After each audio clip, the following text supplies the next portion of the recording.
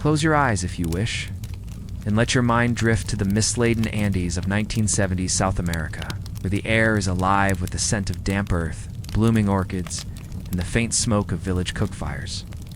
It's a time of vibrant markets and isolated hamlets, where the rhythm of Quechua songs mingles with the chatter of traders. But beneath this vivid tapestry lies a shadow of chaos and fear. The Andes, stretching across Peru, Colombia, and Ecuador, were a land of breathtaking beauty and hidden dangers, where trust could unravel in an instant. Hey everyone, welcome back. Before we dive in, don't forget to hit that subscribe button. It motivates me to make more content like these for you.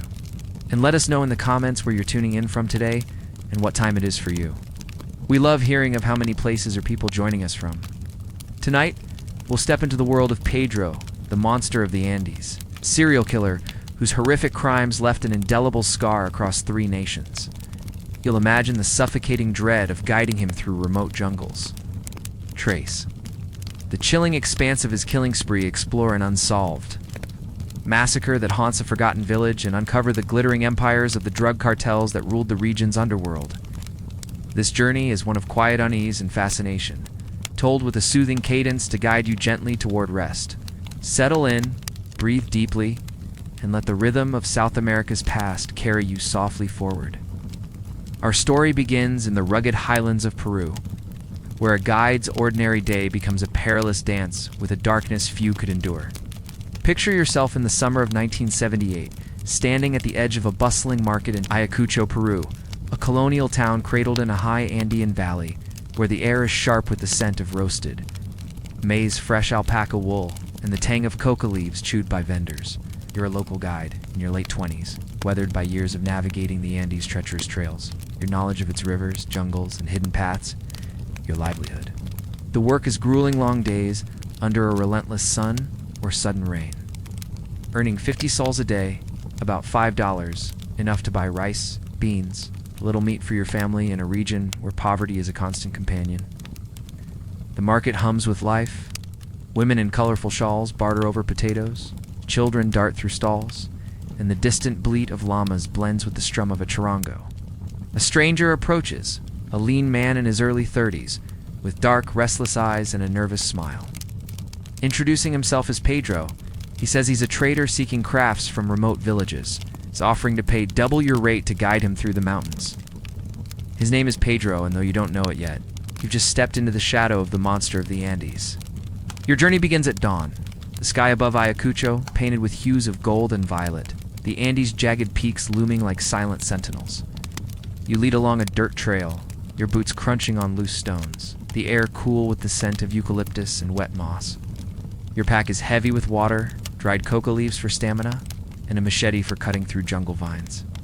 Carries a small canvas bag, its straps frayed, his clothes simpler faded jacket, scuffed boots, and a wide-brimmed hat that casts shadows over his face. He's quiet at first, his steps uneven, asking about routes to villages like Huanta, Ingd, or tiny hamlets tucked in the folds of the Andes, far from police outposts or paved roads. His questions feel awfully about crafts, and more about who lives alone, where children gather, or which paths are unwatched. You dismiss it as the curiosity of an outsider, but a faint unease settles in, like the first drops of rain before a storm. The trail winds deeper into the Andes, the landscape shifting from open valleys to dense jungle, where the air grows humid, thick with the buzz of cicadas, the cry of a toucan, and the rustle of leaves underfoot. You're hours from civilization, the nearest village a cluster of adobe huts reachable only by foot or mule. S. demeanor changes as the isolation deepens. He grows restless, pacing at rest stops, his fingers drumming on his bag. His questions turn stranger. Do villagers lock their doors?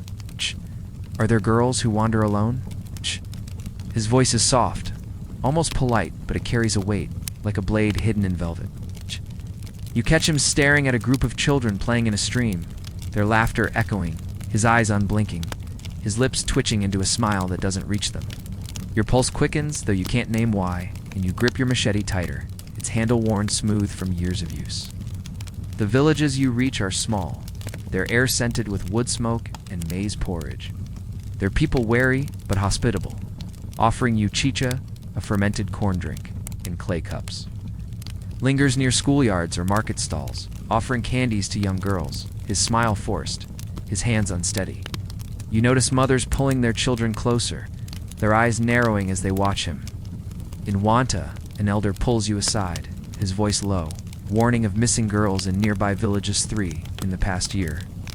Their bodies found in ravines or not at all, as whispered in El Comercio reports from 1978. The elder's gaze flicks to, who's bartering for a woven blanket, his laugh too loud, his movements jerky. You nod, promising to be cautious. But the isolation of the trail binds you to him. You pay a lifeline you can't yet abandon. Nights in the jungle are heavy with sound, the chirp of crickets, the drip of water from broad leaves, the distant howl of a monkey. You build a small fire, its smoke curling into a starry sky, casting flickering shadows. On his face, as he sits apart, his bag clutched close. He talks of his childhood in Colombia, his voice low, recounting a mother who beat him and a father killed in La Violencia, the civil war that tore the country apart, as he later told authorities. Per biography.com, his stories are laced with resentment. And he laughs a high, unsteady sound when mentioning games with children, his eyes glinting in the firelight. You sleep fitfully, your machete beside you, waking to find him gone, only to return at dawn, his boots caked with mud, his jacket damp, claiming he checked the trail. The air around him carries a faint smell, like wet cloth and something sour, metallic that clings to your senses. Each day amplifies your dread. In a village near, mother's cry pierces the morning. She says her 10-year-old daughter vanished after fetching water. Last seen near a stranger's camp, you catch watching the commotion, his face blank, his fingers tracing the edge of his knife. You confront him, your voice trembling, asking about a red ribbon you found in his bag, its brightness stark against the canvas. He calls it a gift for a niece, but his smile is cold, his eyes darting to the jungle. The nearest police post is 30 miles away, a radio signal spotty at best. We're alone with him in a world of green and shadow. You begin to avoid his gaze, his questions about your own family. Do you have sisters? Do they walk alone? Each one tightening the knot in your chest. The final straw comes in a remote hamlet, where the air smells of rain and alpaca fleece. And a girl's shoe is found near the trail, its laces frayed. Villagers whisper of a monster, a term later used by Carretas magazine in 1979, their fear mirroring your own. You decide to flee, abandoning the promised pay, slipping away before dawn, your footsteps muffled by the jungle's hum. You trek back to Ayacucho, heart pounding, warning a local priest who promises to alert authorities.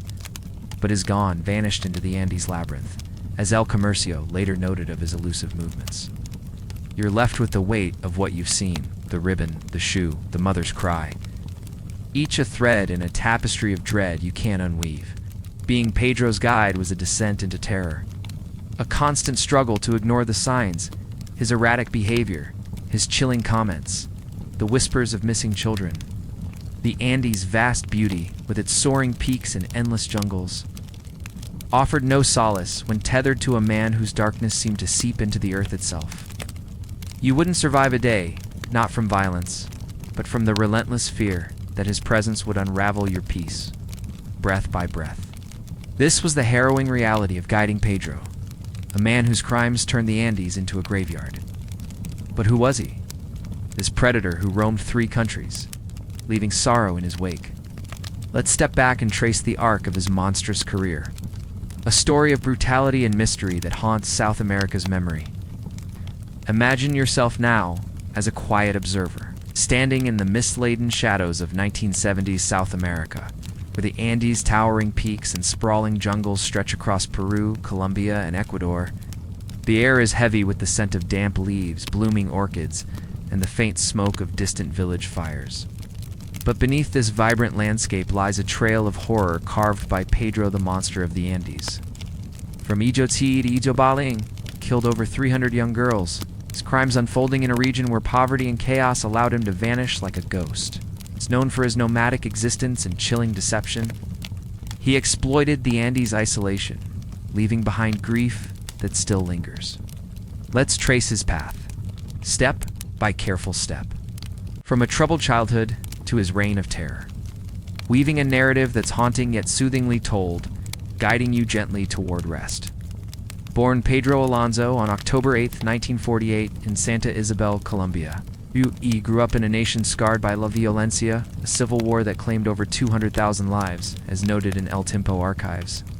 Picture a small village, its air thick with the smell of mud and manioc, where Pedro, one of 13 children, lived in a cramped adobe hut.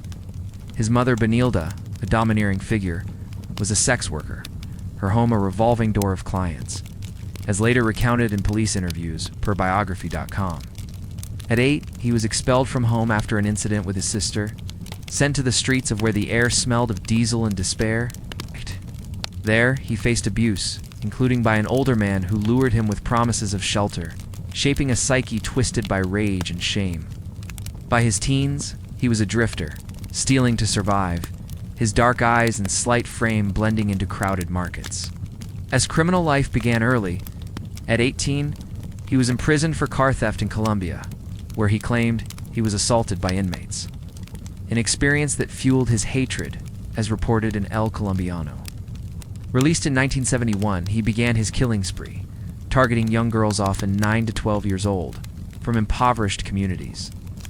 Picture a bustling market in Quito, Ecuador, its stalls vibrant with woven blankets, and roasted guinea pig where approached his first known victim, a 9-year-old girl offering candy or a trinket. His method was chillingly simple. He posed as a trader or teacher, his soft voice and unassuming demeanor disarming suspicion.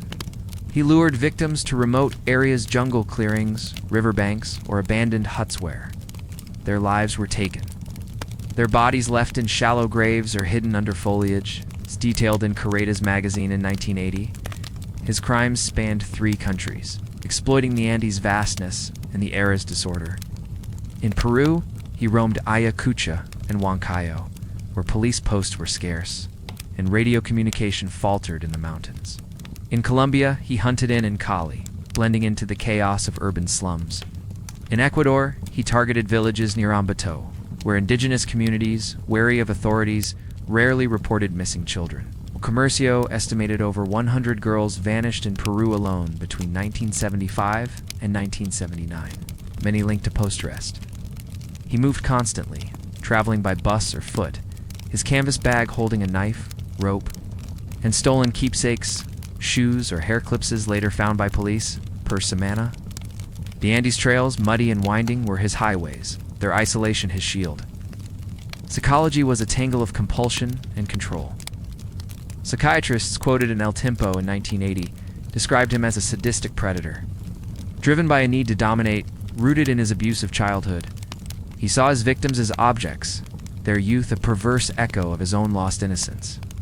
He claimed to kill 3 girls a week at his peak, a number police doubted but couldn't disprove given the region's poor record-keeping. His methods were brutal, though we'll focus on their aftermath lives silenced. Families left searching, rather than the acts themselves, to keep the tale gentle. Bodies were often found by farmers or herders, hidden in ravines or under jungle vines, their discovery sparking fear but little action. As Carretas noted in 1979, reports of ghostly killings in Peru's highlands, the era's chaos aided his evasion. South America in the 1970s was a region of upheaval. Peru's military dictatorship, Colombia's guerrilla wars, Ecuador's economic strife. Police were underfunded, often corrupt, prioritizing political dissent over rural crimes. Picture a rural station in Huanta, its walls peeling, the air heavy with cigarette smoke, where a missing girl's report was filed and forgotten. Forensic tools were basic fingerprints, if taken, were often lost, and DNA was decades away. Communities, especially indigenous ones, distrusted authorities, rarely reporting disappearances. As El Comercio highlighted in 1978, exploited this, moving between countries, his aliases Pedro, Juan. Miguel scrawled in tattered hostile logs, his face forgettable in crowded markets. His capture came in 1980 in Ambato, Ecuador, after a failed abduction. Picture a market, its air thick with the scent of mangoes and grilled meat, where tried to lure a 10-year-old girl only to be spotted by her mother. Vendors restrained him, their shouts drawing a crowd, until police arrived, as reported by El Universo. Under interrogation, confessed, his voice calm, detailing over 300 murders across 3 countries, though police confirmed 110 due to evidence constraints per semana. His trial in 1980 was a sensation, held in a Quito courtroom, its air heavy with ink and sweat, where he described his crimes with detachment, claiming he freed his victims. Sentenced to 16 years Ecuador's maximum, he was released in 1994 for good behavior, decision that stunned the region, as El Tiempo reported. He vanished after release, his whereabouts unknown, fueling rumors of new crimes or death in the jungle. Spree was a dark thread in the Andes tapestry, a predator who thrived in a region where poverty and isolation hid his tracks. His story, whispered in villages and printed in fading newsprint, is a reminder of the horrors that can lurk behind a stranger's smile. A legacy that haunts South America's memory. The terror spread wasn't alone, though. Other mysteries haunted the Andes, including a massacre that left a village in ruins. Let's turn to these unsolved horrors, where shadows swallowed the innocent, leaving questions that echo still. Picture yourself standing on a muddy trail in the Andes of 1978, where the air is thick with the scent of wet jungle, wild orchids, and the distant smoke of village fires. The rugged highlands of Peru, Colombia, and Ecuador stretch endlessly before you, their peaks shrouded in mist, their valleys cradling remote hamlets where life moves to the rhythm of harvests and Quechua songs. Yet beneath this vibrant beauty lies a creeping fear, a shadow cast by vanishings and whispered horrors. Pedro, the monster of the Andes, confessed to over 300 murders. But other atrocities in the region remain unsolved, their mysteries buried in the jungle's embrace. One such enigma is a massacre in a remote Amazonian village, possibly linked to or others like him. A tragedy that left communities shattered and questions unanswered. Let's walk through this haunting tale, exploring the terror that gripped the Andes, the challenges of investigating crimes in its wilds, and the subculture of transient killers who thrived in the chaos, told with a gentle cadence to keep you anchored as you drift toward rest. Imagine a small village near the Peru-Ecuador border, perhaps in the Amazonas region. A cluster of adobe and thatched huts nestled against a river, its waters glinting under a canopy of ceiba trees. The year is 1977, and the village home to 50 or 60 souls. Mostly indigenous families lives quietly, their days filled with planting, manioc, weaving baskets and tending goats, the air rich with the smell of roasted corn and damp earth. News travels slowly here, carried by traders or crackling radios. And police posts are days away, reachable only by foot or canoe. El Comercio, in 1978, reported a chilling discovery. An entire village found abandoned its huts eerily, silent with signs of violent, smashed pottery bloodstains. On dirt floors and a few bodies, mostly young girls found in a nearby ravine hidden under vines. The massacre, estimated to have claimed 20 to 30 lives, sent ripples of fear through the Andes, its details murky, its perpetrator unknown. The massacre's timing and nature raised suspicions of S involvement. His confessed killings, concentrated between 1975 and 1979, often targeted young girls in remote areas, as detailed in Correa's magazine's 1980 coverage of his spree. Picture a jungle clearing, its air heavy with humidity and the buzz of insects, or might have passed through, posing as a trader or laborer, his canvas bag hiding a knife or rope. His method luring victims to isolated spots, leaving bodies in ravines or under foliage lined with the village's grim scene. Samana later speculated he visited the Amazonas region, its nomadic routes crisscrossing Peru's highlands, where he blended into markets or transient camps. Yet never confessed to a massacre, only individual killings. The lack of survivors or witnesses left investigators grasping at shadows, as El Tiempo noted in 1981. Other possibilities loomed. The Andes in the 1970s were a haven for transient criminals, drifters, smugglers, and outcasts, who roamed its trails, exploiting the region's lawlessness. Picture a makeshift camp by a river, its air thick with tobacco and the stench of unwashed clothes, where men with no names traded stolen goods or worse. These transients, often fleeing poverty or prison, lived in the margins, their lives untracked by authorities. El Universo in 1979 described the Andes as a no man's land for such wanderers.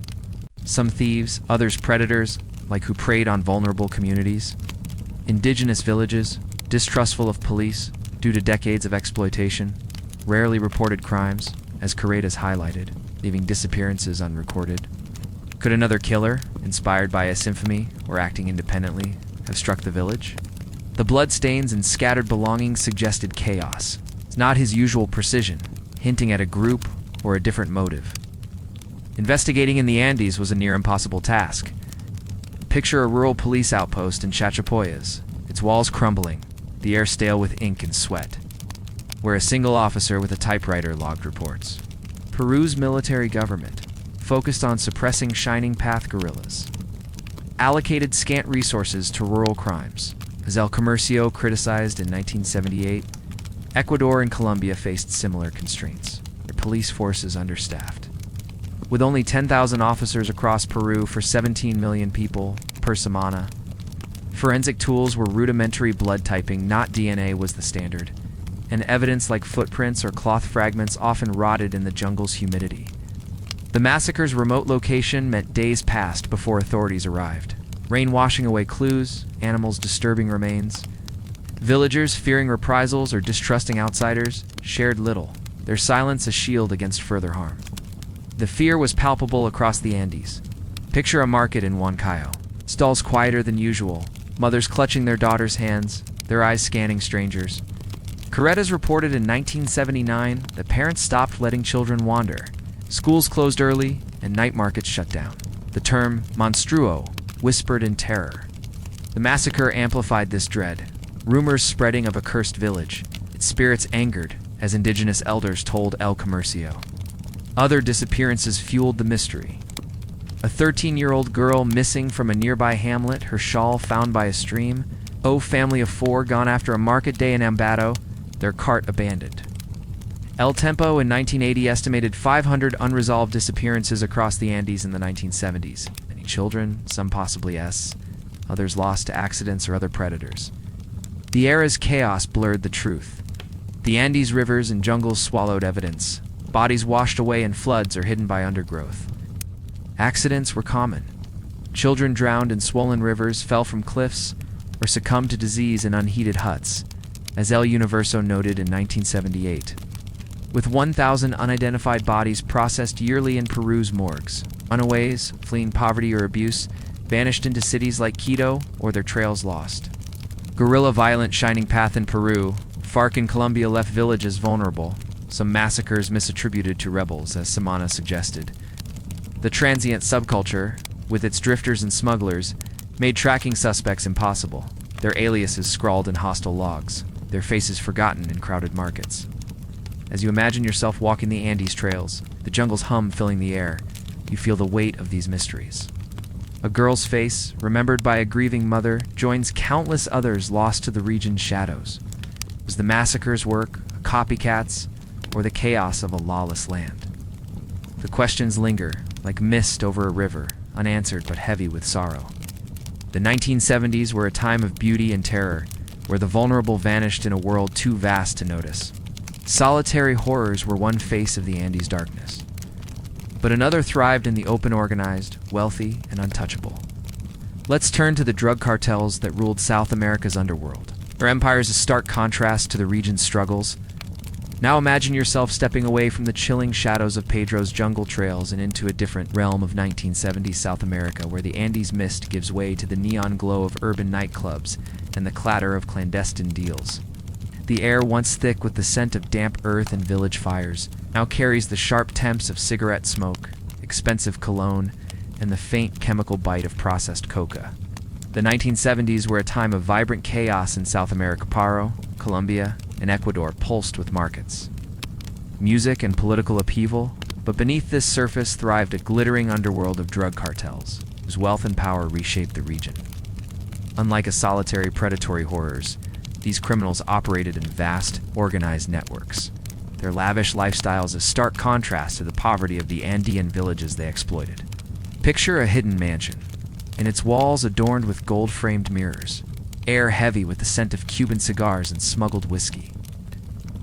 Let's walk through their world, where cocaine was currency, and every deal was a dance with danger. Told with a gentle cadence to ease you toward rest, South America in the 1970s was a region of contrasts. Its cities like in Quito buzzed with salsa and ambition, while rural villages struggled with poverty and isolation.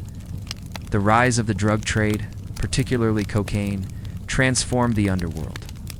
The cartel, led by figures like Pablo Escobar, was emerging as a powerhouse, though still in its infancy compared to its 1980s peak. Picture a dusty airstrip in Colombia's Antioquia region, its air thick with gasoline and the roar of a small plane loaded with coca paste from Peru's Huallaga Valley. The cartels controlled every step: cultivation in Andean jungles, processing in hidden labs, and smuggling to Miami or Europe. El Tiempo, in 1979, estimated the drug trade generated $1 billion annually in Colombia alone, dwarfing legitimate economies when a rural worker's yearly wage was 5,000 pesos, about $100. Their operations were sophisticated. Picture a jungle lab in Peru's Amazonas, its air heavy with the acrid smell of kerosene and coca leaves, where workers processed paste into cocaine under tarps strung between trees. Cartels like, or the lesser-known Cali cartel, ran networks of farmers, chemists, and smugglers, bribing police and military officials to ensure safe passage. Xamana in 1978 detailed how boats slipped through Ecuador's Pacific coast, carrying cocaine to Mexico while planes dropped bundles over Florida's swamps. The codes were key: fish for kilos, books for cash, whispered in cantinas or over crackling radios. Women played vital roles, like Griselda Blanco, the Black Widow, who ran smuggling routes from her charm, masking ruthlessness, Zel Colombiano noted in 1979. Her Miami operations, started in the 1970s, laid the groundwork for the cartel's global reach. Cartel leaders lived like kings. Picture Escobar's early hacienda, outside its rooms filled with velvet furniture, smuggled TVs, and the scent of imported leather. They dined on Argentine beef and French wine, served on tables inlaid with mother-roof pearl, while villagers ate maize and beans, their meals cooked over open fires. Their cars, Mercedes or Cadillacs, rolled through S streets, past shanty towns where families shared one-room huts. Spected R in 1977 described a cartel boss's arrest, his mansion holding $500,000 in cash and gold watches, a fortune when a teacher earned $20 a month. Yet their wealth was precarious rival cartels. Police raids or betrayals could end it all. Blanco's 1975 arrest in Colombia, per El Tiempo, was a rare setback. She rebuilt her empire from Miami, her legend growing. Contrast this with the lives of Andean villagers. Picture a farmer in Peru's Huallaga Valley, his hands calloused from tending coca plants, earning 200 soles a month, about $4, barely enough for rice and candles. His hut, made of adobe and straw, smells of damp earth and wood smoke, his family sleeping on mats under a leaky roof. Or a market vendor in Quito, her stall stocked with potatoes and quinoa, earning $3 a day, her fingers numb from dawn to dusk work. Cadetas in 1978 reported that 40% of Peruvians live below the poverty line. There lives a quiet struggle against scarcity. Cartels exploited this desperation, paying farmers pennies to grow coca while reaping millions or extorting merchants for protection. A kilo of cocaine sold for $10,000 in Miami cost a farmer's yearly wage to produce, a disparity that fueled resentment. The cartel's power was rooted in violence and corruption. Picture a cantina in Cali, its air thick with salsa and beer, where a cartel enforcer collects taxes from a bar owner, his pistol glinting under his jacket. The cartel, even in its early days, clashed with rivals like the based Emerald Cartel, leaving bodies in alleys or jungles. As El Espectador reported in 1979, police were complicit. Bribes of $1,000 ensured a blind eye per semana. Governments battling guerrillas like Peru's Shining Path or Colombia's FARC had little resources for drug enforcement.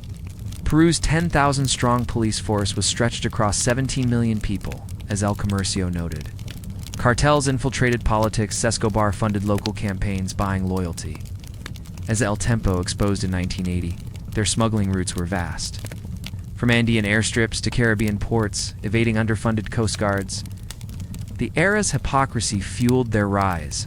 Politicians and elites, publicly denouncing drugs, snorted cocaine in private clubs.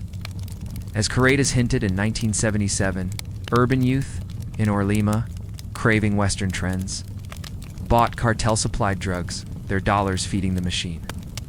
Picture a metal-on nightclub, its air pulsing with cumbia and the scent of rum, where a cartel lieutenant toasts a mayor, their deal sealed with a handshake. Leaders like Carlos Leder, who pioneered air routes to the U.S., amassed fortunes. His $2 million estate a stark contrast to the slums nearby, per El Colombiano. Risks were high. Leder's 1977 arrest, though temporary, showed the law's occasional reach, but the rewards were staggering, their empires growing as the decade closed. Contrast this with the victims of S crimes, like a mother in a Wanta village, or Adobe Hut bear, her $2 weekly income spent on candles to mourn a lost daughter. The cartel's opulence mocked her grief, their mansions a world apart from the jungles where bodies were found. The 1970s were a time of vibrant promise and brutal exploitation, where wealth flowed through the hands of those who controlled the trade. As you imagine leaving their neon-lit clubs, the Andes peaks fading under a starry sky, you feel the weight of this divided world. The cartel's glittering empires, built on violence and greed, stood in stark relief to the quiet struggles of those they exploited. A reminder that in 1970s South America, power came at the cost of countless dreams. Step back now from the mist-shrouded trails and neon-lit shadows of 1970s South America, where the Andes' wild beauty and urban pulse fade into the quiet of memory, like a woven blanket folded and stored. You've walked the perilous paths alongside Pedro, felt the creeping dread of guiding a man whose darkness tainted the jungle's air. Traced the chilling expanse of his murderous spree across 3 nations, pondered the haunting mystery of an Amazonian village massacre, and glimpsed the glittering empires of the drug cartels that ruled the region's underworld. The Andes were a land of stark contrasts. Vibrant markets and isolated hamlets stood side by side with terror and greed, where the scent of coca leaves, wood smoke, and smuggled whiskey mingled with the weight of unspoken fears. This world, with its soaring peaks and hidden deals, carried the stories of those who endured, grieved, and survived, their lives woven into a tapestry of resilience amid chaos. Picture yourself now standing on a high Andean ridge, the wind carrying the faint hum of a distant village, the sky above a canvas of stars that shimmer over the jungle's endless green. The trails where hunted are overgrown now, their secrets buried beneath vines and time. The village struck by massacre lies silent, its adobe huts reclaimed by the earth, its story a whisper in the memories of scattered survivors. The cartel's mansions, once alive with music and illicit wealth, have crumbled or been seized, their opulence a fleeting mirage.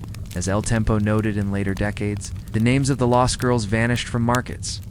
Families torn apart linger in faded flyers and grieving hearts, their fates a quiet ache in the Andes' vastness. The 1970s were an era of beauty and brutality, where hope and horror walked hand in hand, and survival meant navigating a world where trust could unravel in a heartbeat. Reflect, if you wish, on the distance between that turbulent time and your own.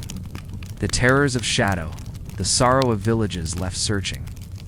The gilded corruption of the cartels they feel far removed, softened by the years, like a tale told by a fireside in a language half forgotten. Yet they remind us of the fragility of safety, the strength it takes to face uncertainty, and the quiet endurance of those who lived through such times. The guide who fled aside, the families who mourned their missing, the farmers who toiled while cartels prospered, they carried on. Their lives a testament to perseverance in a land that offered little mercy. Their stories, etched in the Andes' rugged heart, speak of resilience, a thread that binds the past to the present.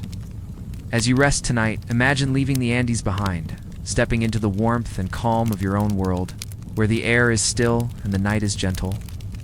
The rhythm of those lives, burdened by fear and want, has faded, replaced by the steady cadence of your own breath, a soft anchor in the now.